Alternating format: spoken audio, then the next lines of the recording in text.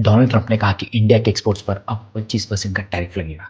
मतलब अगर हम 100 रुपए का एक्सपोर्ट करेंगे तो उसकी कॉस्ट अब 125 रुपए हो जाए। ये सिर्फ एक थ्रेट नहीं, ये एक वेकअप कॉल है। थोड़ा डेटा देखते हैं। इंडिया के टोटल एक्सपोर्ट्स FY24 में 776 बिलियन थे और उसमें से यूएस को हम एक्सपोर्ट करते थे 77.5 और वो होता है इंडिया के एक्सपोर्ट्स का टोटल 18%। हाई रिस्क सेक्टर से James jewellery 9 billion, pharma 8.7 billion, textiles 5.5 billion और ऑटो और केमिकल सेक्टर 6 बिलियन। इन्हीं सेक्टर्स में 5 से 7 बिलियन का डायरेक्ट नुकसान हो सकता है इंडिया को। और इंडिया की जीडीपी ग्रोथ ना 0.3 to 0.4% से कम हो सकती है अगर मैटर ऐसे ही चलते रहा और एस्केलेट होते रहा तो।